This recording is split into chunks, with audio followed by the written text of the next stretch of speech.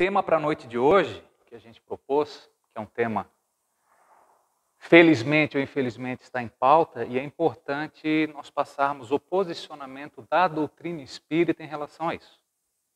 Vocês posso ficar ali ou posso ficar lá? Eu vou passando também. Só controlar o meu horário aqui para não... O Bebeto depois não me puxar pelo pescoço, tá bom. Tá valendo. Então vamos lá. É preciso tratar o tema com lucidez, bom senso e principalmente à luz da doutrina espírita, não à luz do que eu acho, do que eu ouvi dizer. Nós viemos trazer o que a doutrina espírita nos oferece de informações suficientes para tomarmos as nossas decisões à luz das leis de Deus.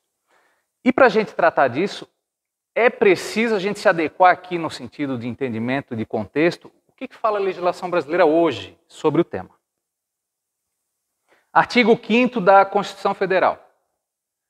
Todos são iguais perante a lei, sem distinção de qualquer natureza, garantindo aos seus brasileiros e aos estrangeiros residentes do país a inviolabilidade do direito à vida. Ele não está citando em qual momento. A vida é inviolável.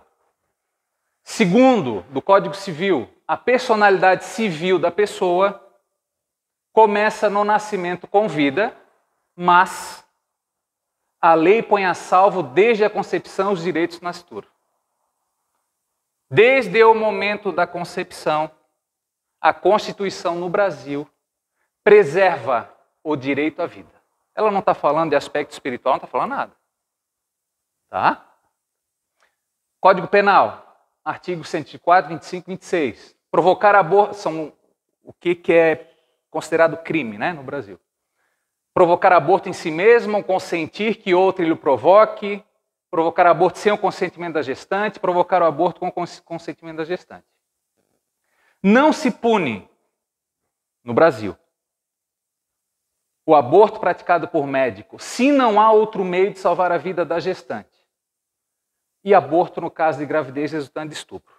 São os dois únicos casos na legislação brasileira.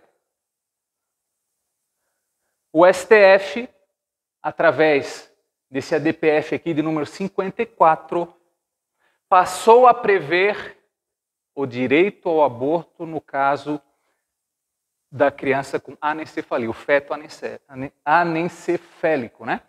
Nesse caso, ele também começou a prever. Em 2017, se entrou, né, partidos políticos entraram no STF, através desse outro ADPF, número 442, pretendendo a descriminalização do aborto voluntário até o 3º mês de gestação. Está em pauta. Quem é mãe aqui? 3º mês é muito ou pouca coisa? Não estou falando nada espiritual ainda. É muito ou pouca coisa? É muito tempo? Quantas semanas são? 12 semanas, né? 1/3 da gravidez já está em andamento. Então é isso que está em discussão hoje no Brasil. Tá? Para a gente se contextualizar. Isso aqui é uma fotinho de um feto, né? Com 3 meses. Para a gente entender a encruzilhada que está se chegando. É isso, até esse período aqui está se querendo descriminalizar o aborto até chegar nessa fase aqui. É isso que está se querendo, né? Na legislação. O que o ECA fala para a gente? Olha, a criança e o adolescente têm direito à proteção à vida e à saúde mediante a efetivação de políticas sociais públicas que permitam o nascimento e o desenvolvimento sadio e harmonioso. A gestante ou mãe que manifeste interesse em entregar seu filho para adoção, antes ou logo depois do nascimento, será encaminhada à Justiça da Infância e da Juventude. São as ferramentas que a legislação brasileira está propondo para evitar o aborto, dando alternativas em relação ao tema. E aqui nós estamos falando de políticas públicas, o esclarecimento sobre os métodos anticonceptivos e uma série de outras situações que estão dentro desse contexto. Esse aqui é um mapa. Esse mapa deve ter uns 2 ou 3 anos atrás. Em relação aos países que são mais ou menos permissivos em relação ao aborto. Quanto mais escuro, mais proibitivo. Quanto mais claro, mais permissivo. Então a gente está claro aqui, né? Onde é verde, o aborto tem uma liberdade maior que ocorra. E para cá, quanto mais escuro, menos. Aqui alguns casos já mudaram o contexto, por exemplo, a Argentina, ano passado, né, começo desse ano, se votou pela liberação do aborto. Né? Se votou pela liberação do aborto. Tranquilo? Hoje nosso tempo é curto, então vou dar uma aceleradinha, mas a gente vai tentar passar o contexto como um todo. Considerações doutrinárias. Então a gente fala de legislação humana. Legislação humana é perfeita? Quem faz legislação humana? Hã? O homem. Que homem? Eu faço lei? Sim? Não. Eu tenho representantes que legislam. Seja no âmbito municipal, no âmbito estadual, no âmbito federal, certo? Será que eles têm os mesmos interesses que os nossos? Será que a preocupação deles é a mesma que a nossa, apesar de nós termos elegido isso? Será que moralmente tem um entendimento sobre o tema? São perguntas que a gente tem que se questionar. O que a doutrina espírita nos traz? Qual o primeiro de todos os direitos naturais do homem? Quando fala de natural, a gente está falando de lei divina. Qual é o primeiro direito que Deus nos dá? Resposta, o de viver. Por isso é que ninguém tem o direito de atentar contra a vida de seu semelhante, nem de fazer o que quer,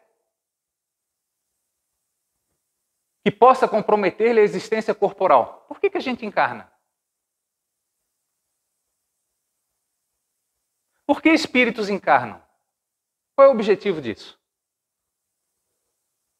Tem um projeto, não tem um projeto? Ou a gente encarna aleatório, você não tem nada para fazer aqui no mundo espiritual, tem alguém ali com a barriguinha meio... vou pular lá dentro. Não, existe um projeto, existe uma proposta, existe um motivo. E quem coordena isso tudo, quem orienta isso tudo, quem dá providência sobre isso tudo é Deus.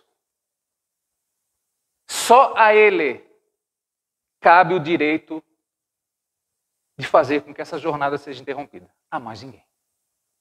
Independente do ponto de partida. Em que momento a alma se une ao corpo? A nossa programação, o nosso início de vida espiritual e carnal, ele se dá por que ocasião? É isso que ele está perguntando. É no momento do parto? Ou é antes? Olha só. A união começa na concepção. Então, no momento que nós temos a concepção, nós já temos um espírito vinculado àquele processo. E esse espírito vinculado não foi escolhido 5 minutos antes. Há um planejamento por trás. Daquele que vem, daqueles que estão, há um projeto por trás. Há um motivo das encarnações acontecerem, há um motivo das famílias se reunirem. E esses motivos nós não temos controle. E há uma dificuldade imensa de se reunir os pares, os trios, as famílias, para que os projetos coletivos aconteçam. E muitas das vezes a gente interrompe esse projeto com um aborto. Vamos lá. Então, desde o instante da concepção, o espírito designado para habitar certo corpo, a este se liga. O perispírito começa a se conectar ali e vai. Então nós já temos vínculo espiritual desde esse momento. Tranquilo? No intervalo que medeia da concepção ao nascimento, que intervalo é esse? Da concepção ao nascimento, que intervalo é esse? Hã? A gestação, certo? Ele está dizendo tempo ali, não. Ele deu um ponto, né? O processo se inicia na concepção. Quando se dá a concepção? Não sei. O momento exato, não sei. Então, do momento da concepção até o nascimento, goza o espírito de todas as faculdades, o espírito que vai encarnar, não é o da mãe. Mais ou menos, conforme o ponto em que se acha dessa fase. Porque ele vai entrando no processo de esquecimento. Ele não está completamente encarnado. Por que ele não está encarnado? Completo. Quantas células temos no momento inicial? Não é uma? E ali ela vai se... E o perispírito precisa se conectar a tudo. A pessoa vai se encarnar quando todas as células estiverem completas. O corpo estiver formado. A partir do instante da concepção, começa o espírito a ser tomado de perturbação. Nesse intervalo, seu estado é quase idêntico ao de um espírito encarnado durante o sono. Constitui crime a provocação do aborto em qualquer período. Concepção ao nascimento. Resposta dos espíritos: há crime sempre que transgredis a lei de Deus. A lei de Deus diz o quê?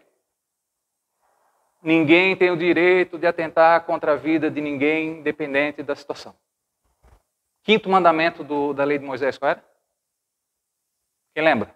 Aula de catequese. Hã? Não matarás. Ele disse qual situação? Não matarás a partir do 6º mês. Não. Uma mãe, ou quem quer que seja. Opa, então ele está abrindo o horizonte aqui. Porque a mãe é a gestante, certo? Mas nós temos participantes muitas vezes ao redor. O companheiro, às vezes, que incentiva. Os pais da gestante, que muitas das vezes incentivam. Questões sociais e ideológicas que às vezes incentivam. Então todos são responsáveis e cometerão crime aos olhos de Deus, sempre que tirar a vida de uma criança antes de nascer.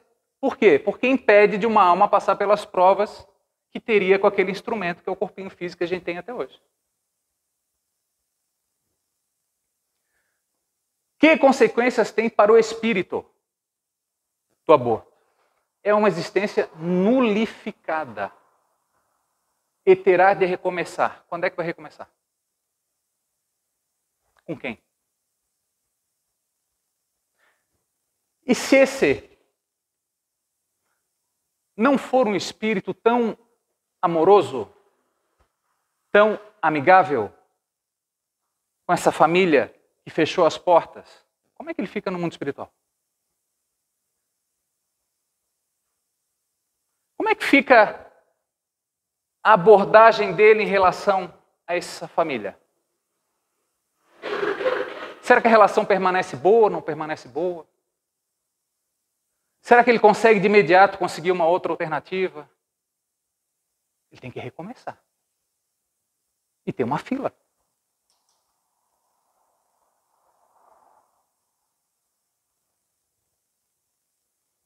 Onde está escrita a lei de Deus? Na consciência.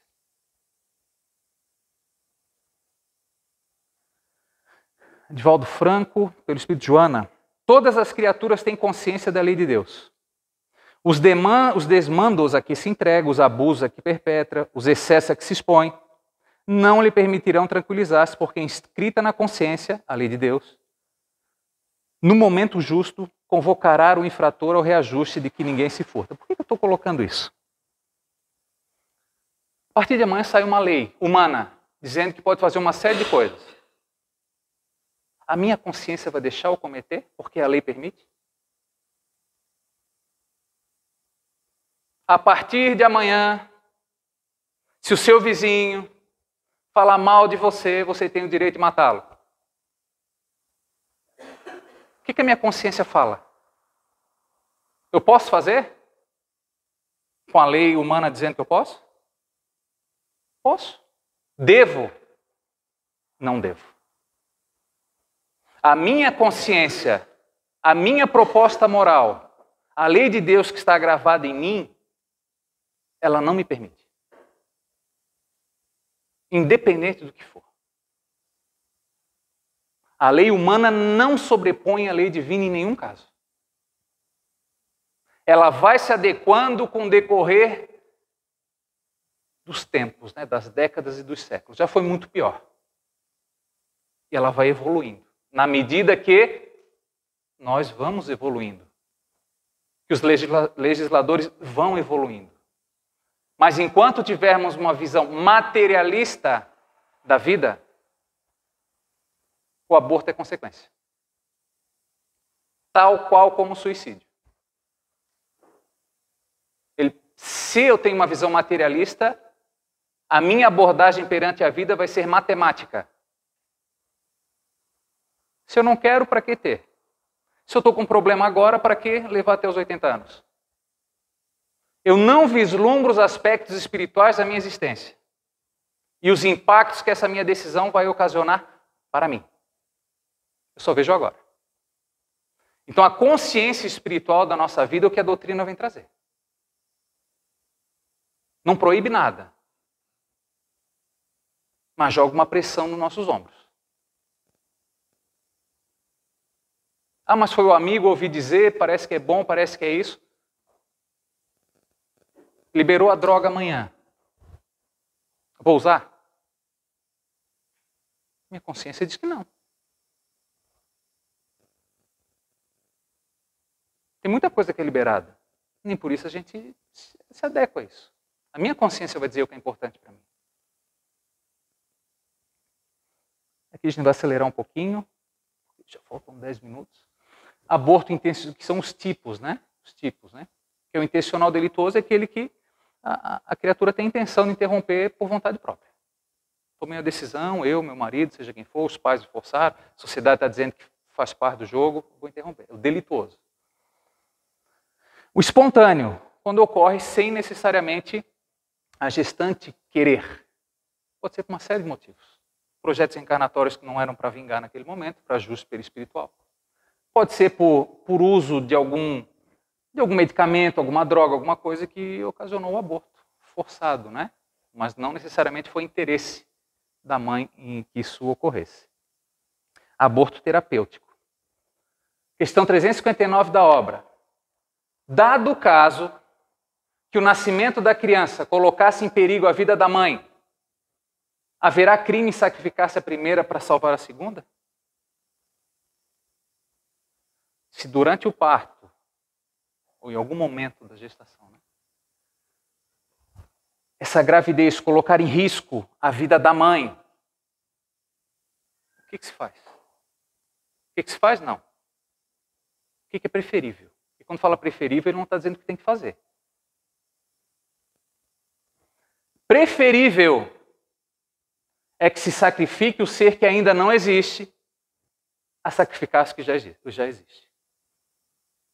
Nesse caso, que é o único caso que está na codificação, é preferível dar a manutenção, a permanência na vida da mãe. Se ela estiver em risco de morte. É isso que ele está apontando. Aí aqui, no comentário. Muito bom senso, cuidado. Devemos entender essa questão como uma exceção onde a morte da mãe é considerada iminente. E o aborto é a única chance de preservar a sua existência. Quem é que vai dizer isso? Sou profissional da saúde.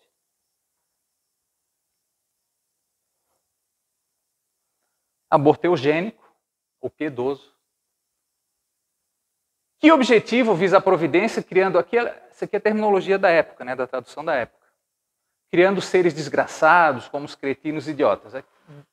Resumindo, né, tentando traduzir para os dias de hoje. Se eu renasci com alguma limitação física ou intelectual, ou se identificou isso, agora com as ressonâncias, né, e com toda a tecnologia em relação ao pré-natal. Se identificou que a criança tem uma limitação física ou intelectual. Por que Deus deixa eles nascer? Lembra da situação da Esther que eu comentei? Do anencéfalo? Que se liberou o aborto? Então identificou que no ventre da mãe tem uma criança passando por uma situação como essa, uma experiência como essa. Resposta. Os que habitam esses corpos com essa necessidade são espíritos sujeitos a uma punição. Sofrem por efeito do constrangimento que experimentam e da impossibilidade em que estão de se manifestarem mediante órgãos não desenvolvidos. Quem que dá a forma ao nosso corpo? Nosso perispírito. Ok? O que ele está dizendo aqui? Por que existem as experiências mais difíceis no campo do intelecto ou do corpo físico? Por que Deus permite isso? Vim com uma limitação intelectual, por exemplo. Por que Deus permite? É uma punição que Deus está infringindo a ele? Ou é um projeto que ele precisa passar porque ele infringiu uma lei divina ontem? Porque aquele que suicidou ontem, por exemplo, interrompendo a vida com um projétil. Essa região onde ele ocasionou o suicídio, ela ficou manchada. Ela ficou prejudicada e precisa ser purificada. E onde é que ele vai purificar isso? No nosso corpo físico. A ponto de André Luiz falar o quê? Olha, o nosso corpo físico é um carvão purificador. Não tem o filtro de água lá em casa? Tem carvão mineral lá dentro? O que ele faz com a água? A impureza fica e a água vai. Meu perispírito imperfeito se purifica no corpo físico e se liberta na próxima etapa. Então, mesmo nessas situações, nós estamos interrompendo um projeto.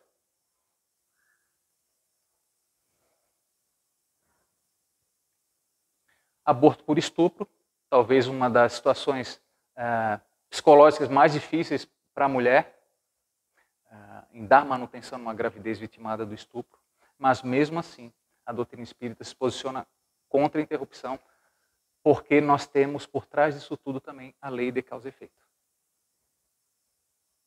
Tá? A gente não vai se aprofundar muito por causa do nosso tempo, falta 7. O que eu vou falar agora está nessa cartilha da Federativa, em defesa da vida. Olha o que ele coloca aqui, vou tentar passar bem rapidinho. O direito à vida é indisponível. E em nome da liberdade de uns, não se pode tirar a vida de nascituros, que estão juridicamente protegidos. É necessária a construção de consensos possíveis e progressivos, englobando planejamento familiar, com métodos não abortivos. Hoje a ciência avançou um bocado nisso. Política pública de saúde, assistência à gestação, à maternidade, primeira infância, facilitação do processo de adoção, educação sexual e reprodutiva. A natureza mostra que todo ser vivo quer viver. Aqueles que postulam a descriminalização do aborto tiveram assegurado seu direito de nascer. Na prática, as ações que visam a descriminalização têm por objetivo a obtenção de uma autorização para matar entes humanos indefesos, que não praticaram crime algum e que serão assassinados por aqueles que deveriam protegê-los. Isso é na cartilha da FEB.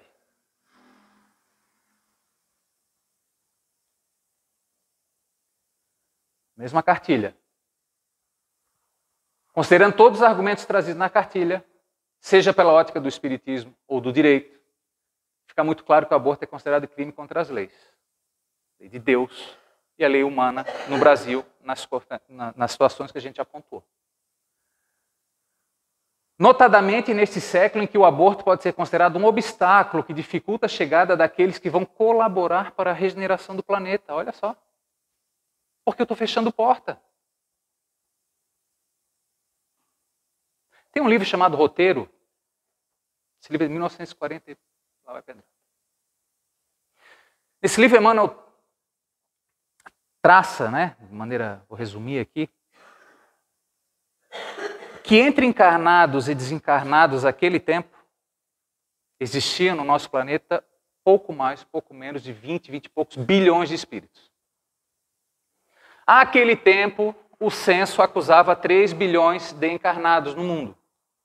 Então, se tem 3 bilhões encarnados no mundo, resta onde?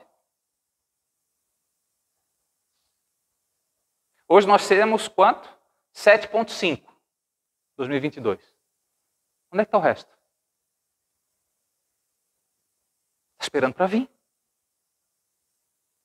Não é assim? Está esperando para vir. E se eu fecho a porta, eu estou deixando de oportunizar para um filho de Deus, que não é meu, porque os filhos são de Deus, não são nossos. Deus nos oferece seus filhos com a tutela de devolvê-los para o mundo espiritual melhor do que quando chegaram. Os argumentos favoráveis ao aborto partem de fundamentos materialistas e transitórios, como a gente comentou, que não admitem a realidade do espírito. O que o Chico falou? O aborto é sempre lamentável, porque se já estamos na Terra com elementos anticoncepcionais, porque é que havemos de criar a matança de crianças indefesas? Isso é um delito muito grave, porque a vida não nos pertence, e sim a Deus.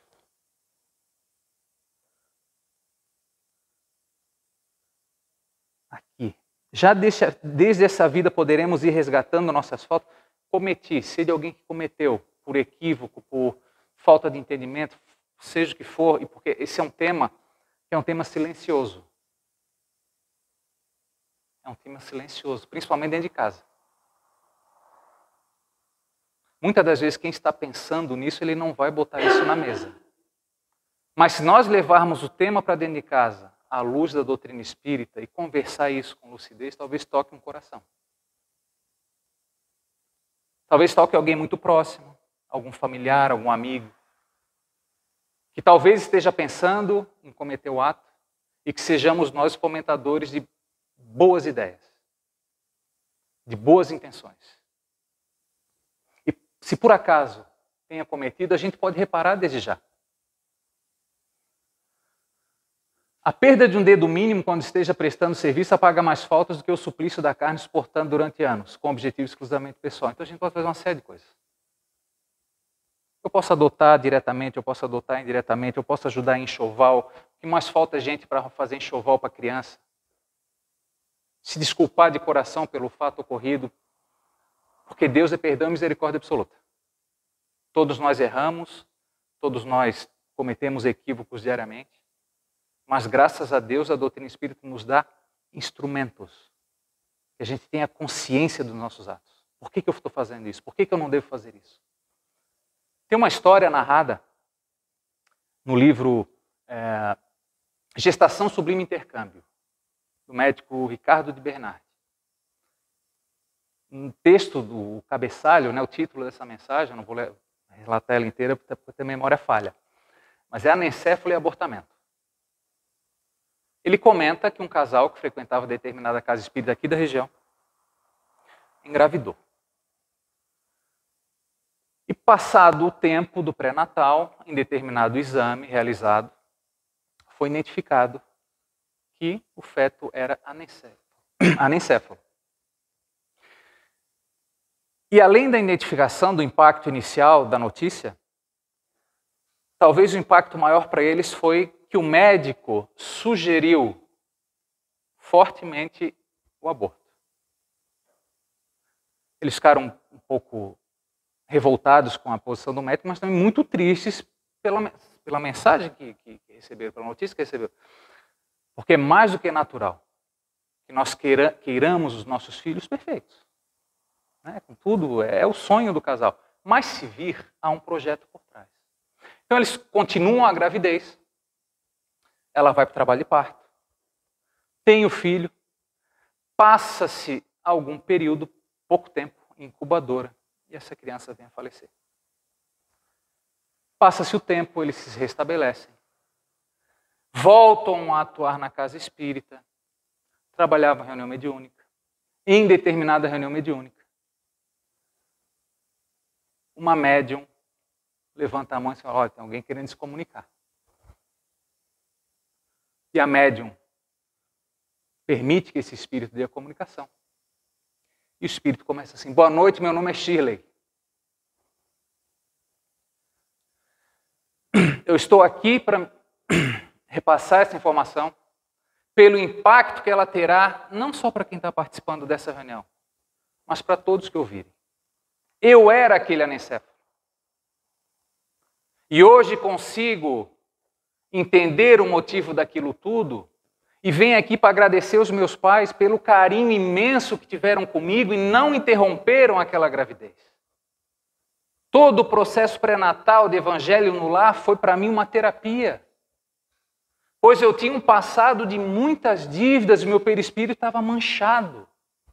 E eu precisava daquela oportunidade da gestação, do parto e do pouco tempo encarnado no meio de vocês, por mais doloroso que fosse, foi necessário para a minha purificação perispiritual daquele projeto. Como eu sou grato aos meus pais. Levem essa mensagem para os outros.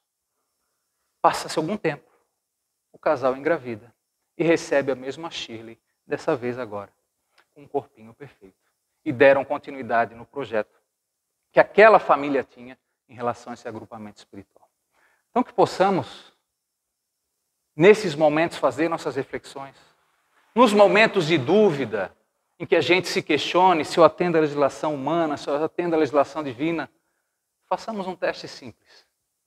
Se estivéssemos num atendimento fraterno, Jesus estivesse na nossa frente, e nós pegássemos em suas mãos, e perguntássemos que atitude tomar, o que ele ia responder? Que tenhamos todos uma ótima semana e que Deus nos abençoe.